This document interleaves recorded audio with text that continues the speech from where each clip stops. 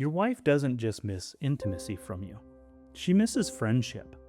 The conversations that used to happen naturally, they don't happen anymore. The laughter got quieter, the connection got thinner, and somewhere between responsibility, routine, and stress, you stopped feeling like friends.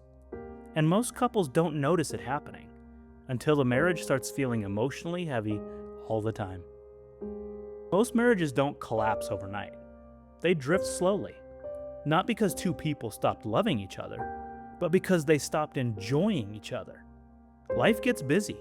Work, kids, bills, schedules, pressure. And eventually, every conversation becomes about logistics. What time are we leaving? Did you pay that bill? Who's picking up the kids? What's for dinner tonight? And little by little, the friendship underneath the marriage starts disappearing. A lot of husbands think, if I'm providing, leading, staying faithful, then we're good. But your wife doesn't just need commitment from you. She needs connection. She needs moments where she feels chosen, not managed. Because friendship is what keeps marriage from becoming transactional. And if the only time you talk is to solve problems, eventually the relationship starts feeling like work instead of partnership. This is something I've had to become intentional about myself, because when life gets full, it's easy to slip into task mode all the time. You're handling the responsibilities, fixing problems, and moving from one thing to the next. And before you realize it, days go by without any real connection. I've learned something in marriage. My wife doesn't just want my effort, she wants my presence. Not just someone helping carry life, but someone she actually enjoys doing life with. And honestly, one of the best parts of marriage is when your spouse truly becomes your best friend. When there's nobody else you'd rather spend time with, nobody else you'd rather talk to, and nobody else you'd rather experience life with. That kind of friendship doesn't happen accidentally. You have to keep pursuing it. Scripture says in Ecclesiastes 4:9, "Two are better than one, because they have a good reward for their labor." Marriage was never meant to feel cold or purely functional.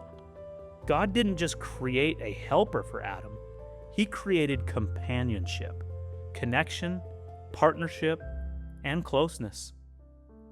A strong marriage isn't built on responsibility alone. It's built on friendship, on conversations that aren't rushed, on laughter, inside jokes, time together that doesn't need an agenda. Because here's the truth. If you stop pursuing friendship with your wife, something else will eventually fill that emotional space. Not always another person.